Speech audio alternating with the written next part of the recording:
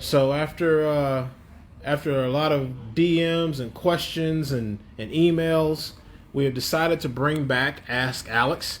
Alex, we appreciate you donating some time out of your busy day to answer some questions that have kind of come in through emails and DMs and things like that of the from the first couple of episodes.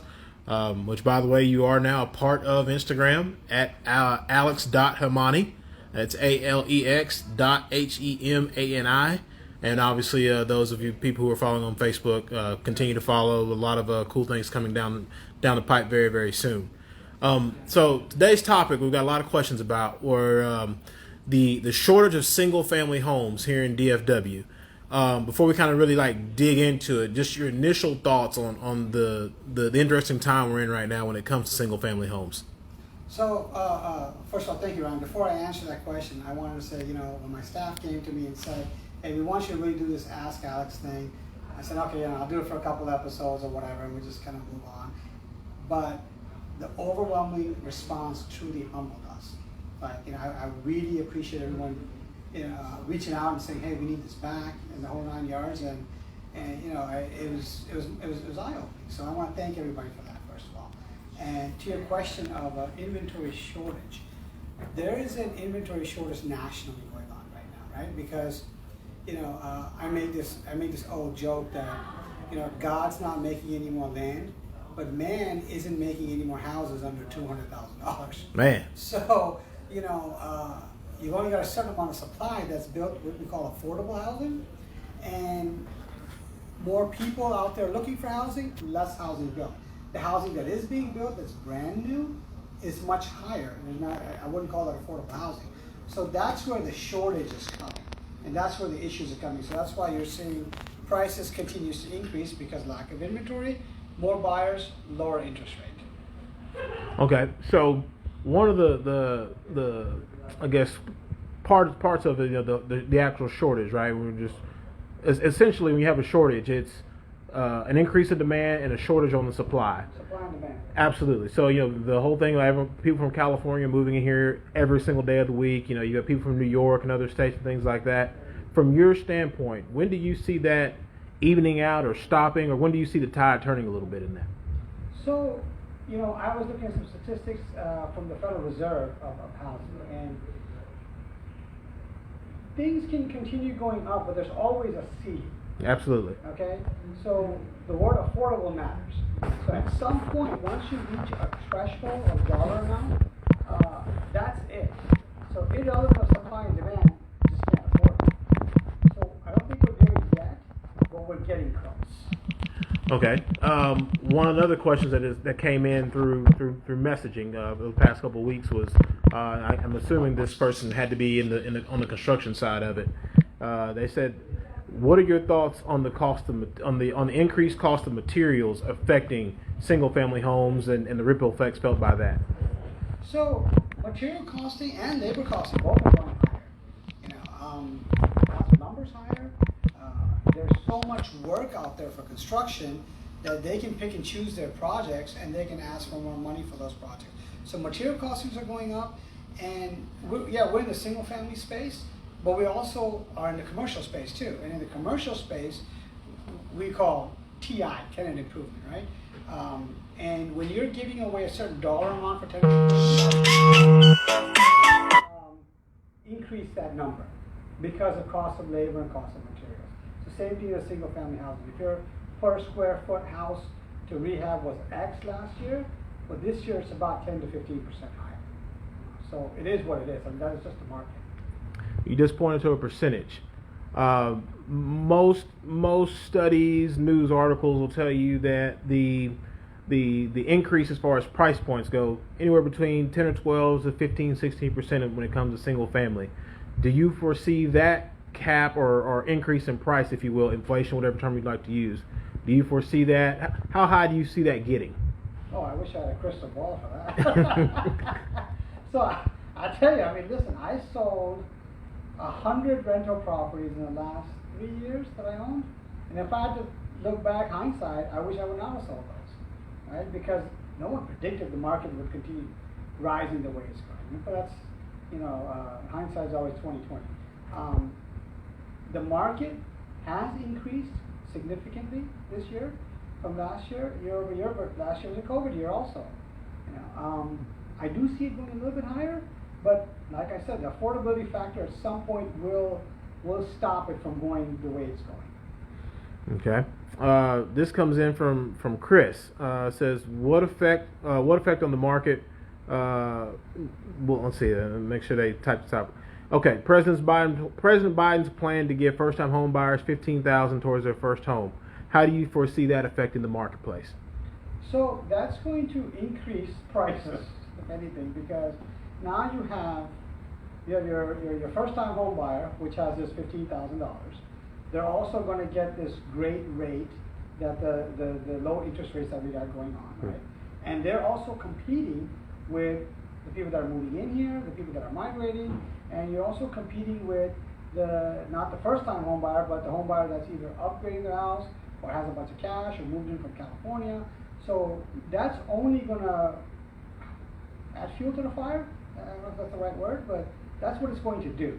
So you're just putting more money into the issue. Right?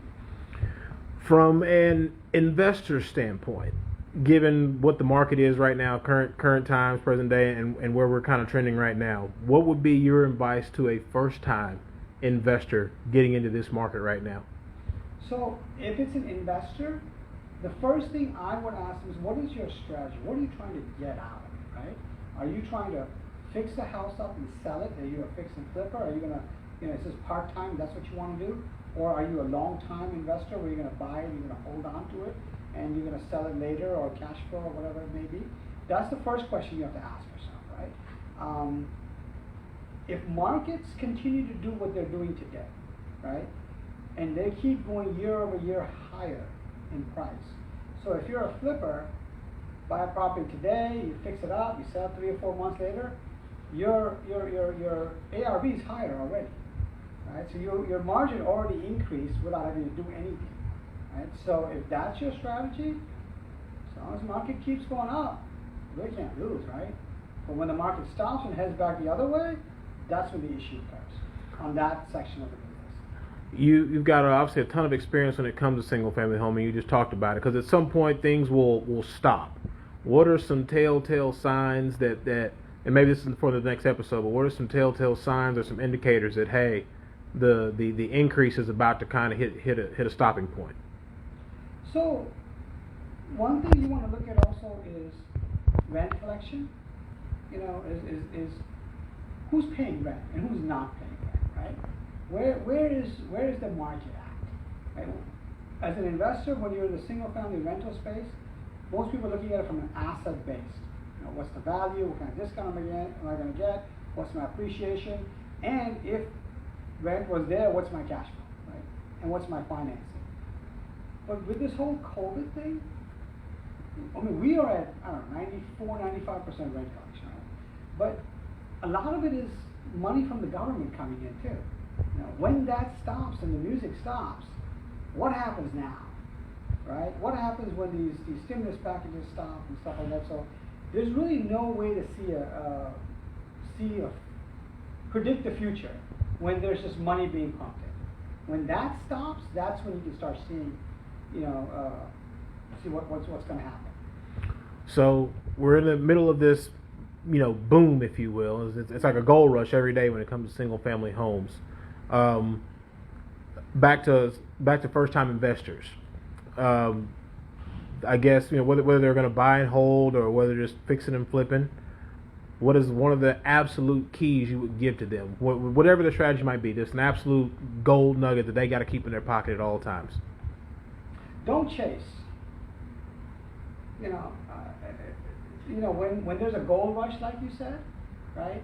That means everybody's chasing, right? So be careful when you chase, right? My only nugget would be is take your time, think about your exit strategy, put it on paper, plan it out, right? Because when everything is going up, can't go wrong, can't screw up, right? But if the music stops, now what, right? So, didn't even change topic, but when we were buying in 2008, 2009, 2010, right? You didn't have to be a superstar investor. right? You bought the property, it's going to go up in value, right? Because it was so cheap, right? So when the music's when we were buying those assets, when you look at 10 years later, we look like superstars, but in reality, it was cheap, right? But now when you're buying, you got to truly, as a first-time investor, look at all the nooks and crannies because you're at the top of the market. Make no mistake, single-family houses is top of the market, right? So you're not buying at a deep discount in 2010, 2009, 2011. So those days of 30, 40, 50 cents on the dollar are probably gone. Yeah, I don't think they're coming back. I wish they would. I mean, we'd be hindsight's 2020 again, you know. So last question before we kind of wrap things up. You know, let's say I'm a new investor. I've come in from California, New York, somewhere up north, whatever it might be, and you know, I'm looking to get my hands on a flip property, if you will, right? Cost of materials is going up. How do I go about navigating that? Because I might be thinking, okay, it should only cost me, you know, $20,000 to get this house back in order. But now the cost of lumber and other materials going up, now it's going to cost me $25,000, $27,000. Do you have any tips for navigating that? Well, that goes back to your risk tolerance, right? So if you're an investor, if you're from California or New York, this is cheap for you. You know, this is still cheap. But navigating that is get a strong GC on board, get the estimates up front. It's all numbers at the end of the day, right? You're not falling in love with the property. You're not moving in. You're buying it, you're fixing it up, and you're selling it. So get a good GC on board, get your numbers in, your construction dialed in, per square foot costing, get your rehab number in, minus it down from the ARV, what you want to make, your holding costs, and it depends on your profitability, right? You may want, as an investor in California, you may want a much lower return on your capital because that's what you're used to, right? Compared to somebody who's living in Dallas who's expecting more, right? Compared to somebody who's living in a real small town who wants a lot more. Compared to somebody who's coming in from New York who's okay with a pension fund who's coming in buying houses. That's what they're doing now, right? They're okay with a really, really low return because that's all their mandate is. Gotcha. So it all depends. Well, we're definitely happy that Ask Alex is back after a lot of demand, a lot of emails, a lot of messages through Facebook, so on and so forth. We will see everybody next week again, Thursday, 3:30 with Ask Alex. Alex, we thank you for your time. No worries. Thank you all for the compliments and the ask for coming back. I really appreciate that. We'll see everybody next week. Bye-bye.